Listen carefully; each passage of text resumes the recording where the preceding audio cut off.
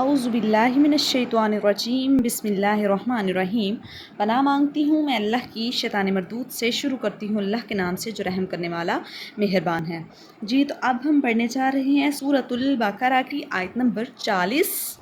تو اس آیت مبارکہ میں اللہ تعالیٰ نے بنی اسرائیل کا ذکر کر دیا۔ فرمایا یا بنی اسرائیل، اے بنی اسرائیل، اذکروا نعمتی، یاد کرو میری نعمت کو، التی وہ جو، انعمت علیکم میں نے انعام کی تھی اوپر تمہارے، واوفوا اور پورا کرو، بعہدی میرے عہد کو، اوفی بعہدکم میں پورا کروں گا تمہارے عہد کو، وإیایا فارہبون اور مجھ ہی سے ڈرتے رہو۔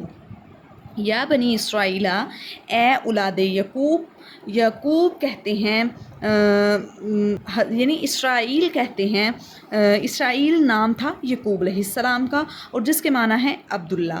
تو اللہ فرما رہے ہیں یا بنی اسرائیل، اے اولاد یعقوب، اے بنی اسرائیل، اذکروا نعمتی، یاد کرو میری نعمت، التی انعمت علیکم جو میں نے انعام کی تھی تم پر۔ یعنی اللہ نے بنی اسرائیل پر ہزاروں انعامات کیے تھے۔ انعامات کیا تھے کہ ان میں ہزاروں پیغمبر بھیجے، تورات بھیجی، اور بھی کتابیں نازل کی، فرعون سے نجات دی، ملک شام میں ان کو تصب دیا، من سلوا عطا کیا، ایک پتھر سے 12 چشمے جاری کیے، اور یہ انہوں نے اقرار جو ہے تورات میں بھی کیا۔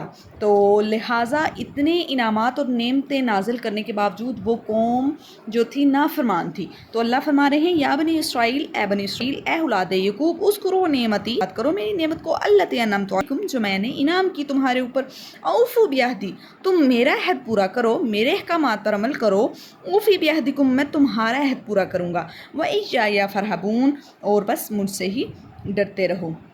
اے بنی اسرائیل، ان احسانات کو یاد کرو جو میں نے تم پر کیے، اس عہد کو پورا کرو جو تم نے مجھ سے کیا، اور پھر میں تمہارا عہد پورا کروں گا، اور صرف مجھ سے ہی ڈرتے رہو، وإیایا فارہبون اور بس مجھ سے ہی ڈرتے رہو۔ یا بنی اسرائیل اذکروا نعمتی التی انعمت علیکم واوفوا بعہدی اوفی بعہدکم وإیایا فارہبون، اے اولاد یعقوب میرے احسانات کو یاد کرو جو میں نے تم پر کیے، ان عہد کو پورا کرو جو تجھ سے کیے، اور میں پھر تمہارا عہد بھی پورا کروں گا، اور صرف مجھ سے ہی ڈرتے رہو۔ صدق اللہ العظیم۔